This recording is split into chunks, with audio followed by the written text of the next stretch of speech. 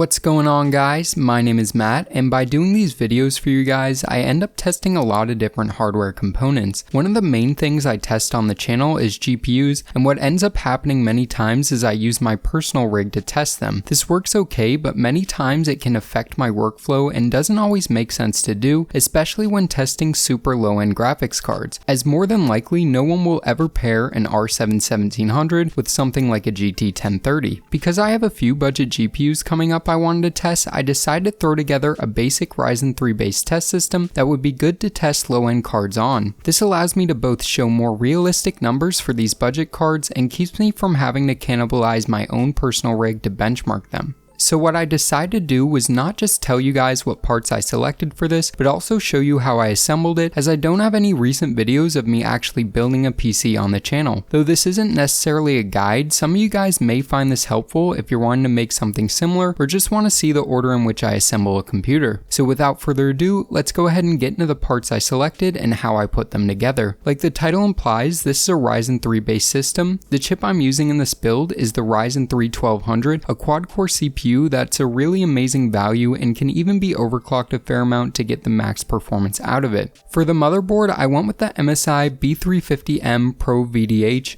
This is a middle to low end B350 board with 4 DIMM slots and basic overclockability. I got this for a pretty good deal a while back on Newegg, but for current pricing and availability, I'll leave links to all these parts in the description down below. I always start my builds by getting the motherboard out of the box / anti-static bag and placing it on top of the box itself. This protects the board from static and also protects your table from getting scratched up by all the sharp solder points on the back of the board. The next thing I do is install the CPU. To do this, I get the motherboard ready by first pushing down and out on the socket retention arm, then lifting up to open the socket. I then grab my CPU, handling it by the edges only, and line the marked corner of the CPU with the marked corner of the motherboard and lower it into place. This takes zero force and should go in the socket without any pressure. I then simply lower the retention arm back into place and the CPU is installed. The next item I installed is the cooler. One nice thing about AMD CPUs is the stock coolers they come with are actually pretty decent. The Ryzen 3 1200 comes with the Wraith Stealth cooler, which actually can handle a mild overclock and doesn't look half bad either. To get this ready to be installed, I had to first remove the 4 screws around the socket and remove the 2 plastic brackets, but I made sure to leave the backplate in place as that's what the cooler attaches to. When the cooler comes new in box, it is thermal paste pre-installed, but because I've used the CPU and cooler before, I need to use my own thermal paste by applying a pea-sized amount in the center of the CPU IHS. I use Arctic Silver 5, but as long as you aren't using super cheap Chinese thermal paste, you should be fine. Once this is done, I lowered the CPU cooler into place, being mindful of its orientation, and tightened it down in a cross pattern to ensure an even distribution of pressure across the CPU. I then plugged the CPU fan into its corresponding fan header and tucked the excess cable length under the cooler shroud to neaten things up. For this test system, I'm using a 16GB of 2400 MHz DDR4 from PNY, as it's the only extra dual channel kit I had on hand to use. RAM prices are crazy right now, so my best advice for picking RAM for a Ryzen CPU is to get dual channel and at least 2400 MHz, as both dual channel and higher speed RAM is crucial for getting the most performance out of your Ryzen CPU. Installation is really simple. I just checked my motherboard manual for the optimal placement of my RAM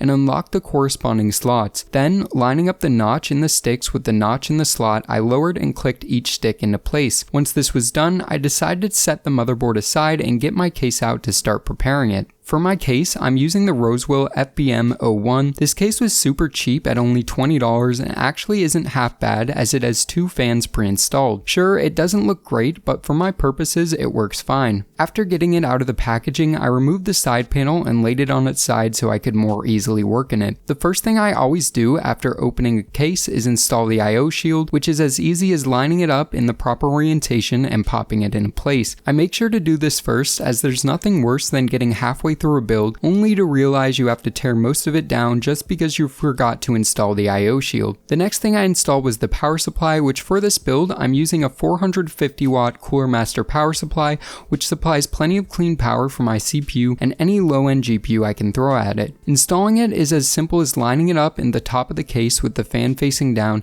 and screwing it into place with 4 screws. I also make sure to flip all the cables outside of the case to make room for the motherboard, which I install next. Normally, this is where you'd install standoffs if your case doesn't already have them installed, but mine did, so I went ahead with the motherboard installation. I do this by lowering the board in I/O first, making sure the back I/O lines up with the I/O shield and the holes in the motherboard line up with the threaded standoffs. I then use appropriate screws to fasten the motherboard to the case. At this point, I like to install all of the cables. I do this before installing the GPU as it gives more room to work, especially in a compact case like this one. I install the CPU power, 24-pin power, the 2 case fans, and all the front panel I/O cables. Once this is done, I install the GPU by opening the PCIe slot covers and screws. I then line the GPU up and slot it into place. Then I install the 6-pin PCIe power to the card. The final item I installed in the system was the hard drive, as full-size MATX motherboards are hard to install in this case when a hard drive already is installed. In this system, I use the tried and trusted 1TB Western Digital Blue hard drive, which is plenty of storage and decently fast for a mechanical drive. I slid it into the hard drive bay and fastened it down with screws on either side and installed both a SATA power and data cable to it. Once this was done, I neatened up the cables a little bit and boom,